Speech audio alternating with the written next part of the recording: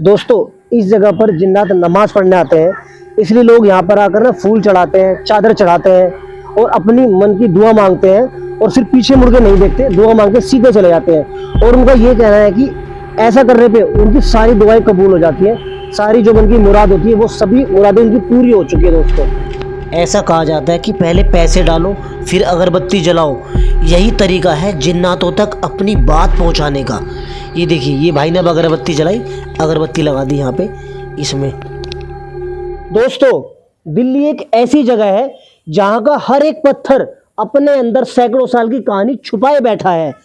दोस्तों, आज मैं मौजूद हूँ उस जगह पर जहाँ तुगलक सल्तनत की सांसें आज भी महसूस की जा सकती है।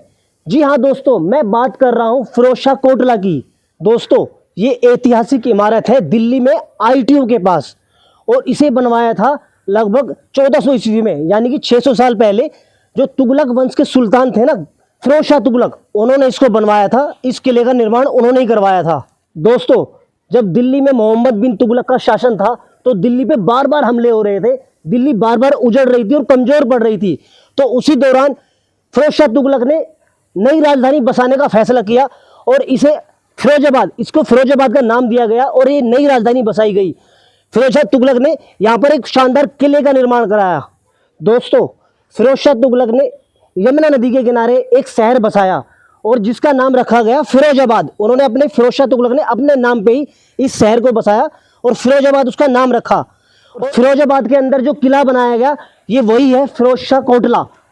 और इस किले को यमुना नदी के किनारे इसलिए बनाया गया क्योंकि यमुना नदी जो थी पानी की पूर्ति करती थी, सिंचाई के काम में आती थी, पीने के पानी के काम में आती थी। और सबसे बड़ा फायदा था यमुना नदी के किनारे बनाने का इस किले का कि जितना भी ट्रांसपोर्ट होता था, पहले वो नदियों के किनारे ट्रांसपोर्ट होता था, जो भी सामान आना जाना या किसी को सफ़र करना होता था वो ज़्यादातर नदियों से किया जाता था। तो इसकी वजह यही है कि यमुना नदी के किनारे इस किले को बनाया गया इसी जगह पर। दोस्तों, ये जगह भले ही आज खंडर बन चुकी है, लेकिन कई सौ साल पहले यहाँ पर एक शानदार किला था, महल था और पानी की पूर्ति करने के लिए बावड़ी भी थी इसके अंदर और एक शानदार मस्जिद भी थी। लेकिन सारी चीज़ें ज़्यादातर खंडर बन चुकी है, लेकिन कुछ चीज़ें आज भी यहाँ मौजूद है। जैसे कि यहाँ मस्जिद आज भी मौजूद है और उस मस्जिद में नमाज भी होती है। और यहीं पे एक बावड़ी है, जो पानी की पूर्ति करने के लिए पहले बावड़ी बनाई जाती थी ना, वो भी आज यहाँ मौजूद है। इसके अलावा ज़्यादातर हिस्सा इसका खंडर बन चुका है। दोस्तों, इस किले के अंदर ना एक मस्जिद है, मैंने बताई आपको, और उस मस्जिद का नाम है जामी मस्जिद।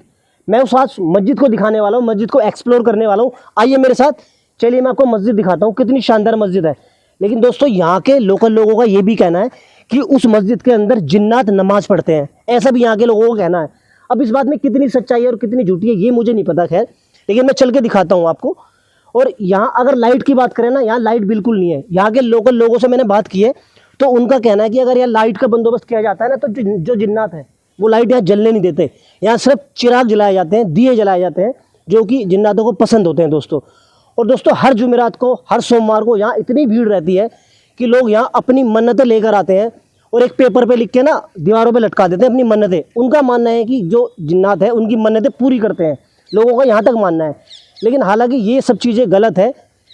कुरान शरीफ में बताया गया है सिर्फ अल्लाह एक है और अल्लाह को ही मानना है, इसके अलावा किसी को नहीं मानना। लेकिन लोगों की सोच अपनी अपनी अलग अलग है। चलिए मैं आपको मस्जिद दिखाता हूँ दोस्तों, आइए।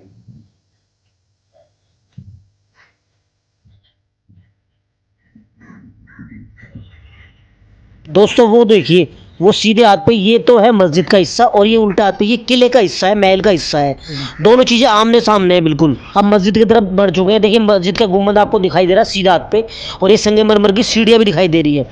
और ये ऊपर तो मस्जिद बनी हुई है और नीचे बने हुए कमरे, बहुत सारे कमरे बने हुए हैं नीचे।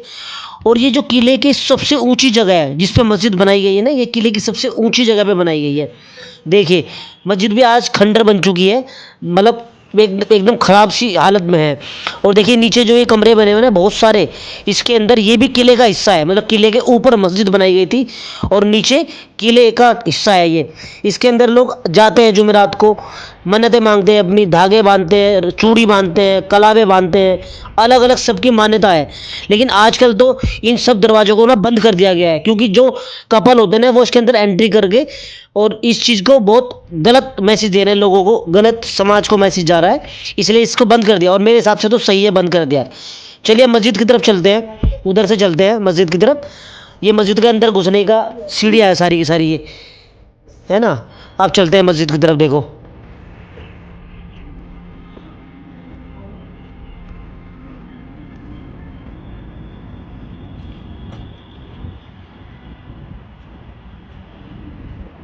दोस्तों ये है फिरोज शाह तुगलक द्वारा बनाई हुई मस्जिद का गेट, और इसके अंदर मस्जिद है। दोस्तों ये मस्जिद जो बनाई गई थी ना, किले की सबसे ऊंची जगह पर मस्जिद बनाई गई थी, जिससे पूरे शहर पर जो बादशाह थे और वो जो सुल्तान थे ना, पूरे शहर पर नजर रख सके, इसीलिए इस मस्जिद को इस किले की सबसे ऊंची वाली जगह पर बनाया गया है। आइए मैं आपको मस्जिद के अंदर लेके चलता हूँ, मेरे साथ साथ आइए दोस्तों। दोस्तों हम जूते यहीं उतारेंगे, ठीक है, अंदर जूते ले जाना मना है, और मस्जिद के दर्शन कराता हूँ, मस्जिद का दीदार कराता हूँ आपको। आइए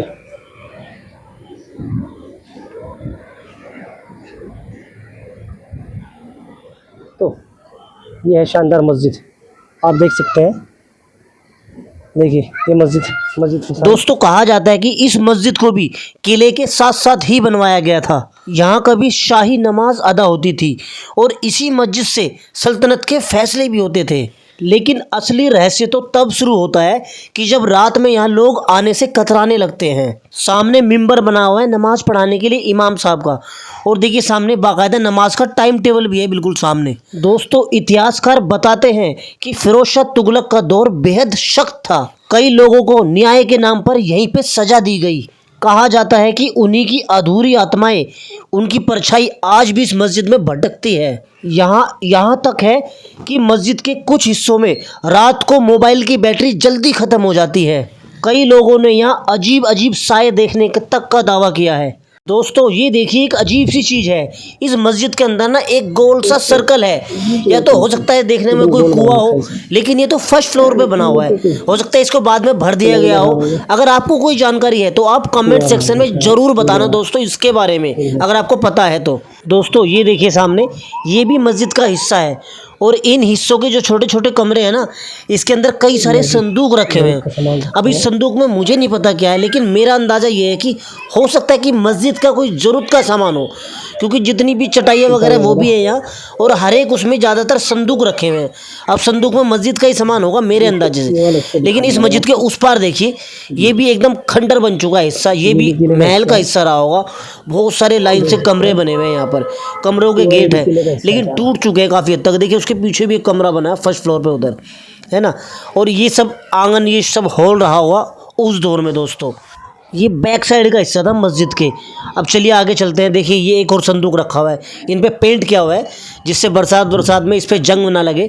ये देखिए और संदूक रखे हुए हैं यहाँ पे, इसमें ज़रूर मस्जिद का ही सामान होगा कुछ ना कुछ। दोस्तों लोग आज भी मानते हैं कि इन खंडरों में उन लोगों की रूह आत्माएं भटकती हैं जिन्हें कभी इंसाफ ही नहीं मिला। क्या ये खंडर सिर्फ टूटे हुए पत्थर हैं, या फिर ये आज भी अपने भीतर सैकड़ों अनकही कहानियाँ कैद किए हुए हैं? दोस्तों ये वही जगह है जहाँ दिन में तो इतिहास बोलता है, लेकिन रात में सन्नाटा कुछ और ही कहानी कहता है।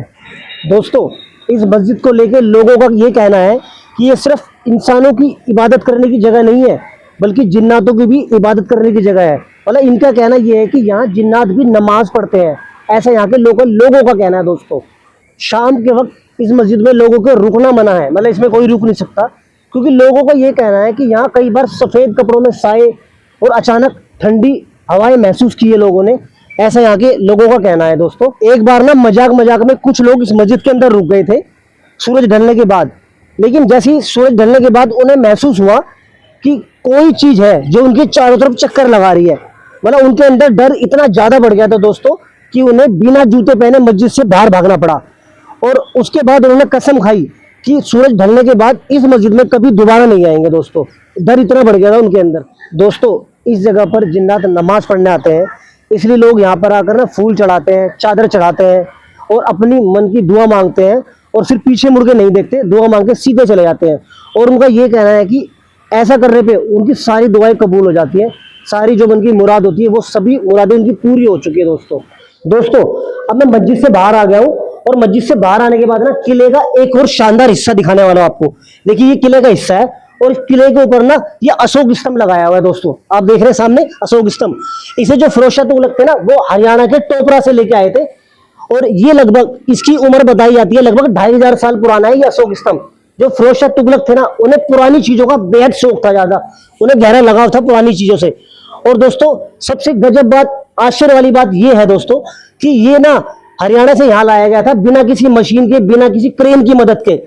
ये लाया जो गया था ना, नदियों के किनारे नाव से लाया गया था यहाँ पर। यहाँ लाने के बाद फिर लकड़ी के जो रोलर थे उनसे, हाथी घोड़ों की मदद से इसे ऊपर चढ़वाया गया और यहाँ पे इसको फिट कराया गया था फिरोज शाह तुगलक ने। इतना लगाव था फिरोज शाह तुगलक को पुरानी चीजों का।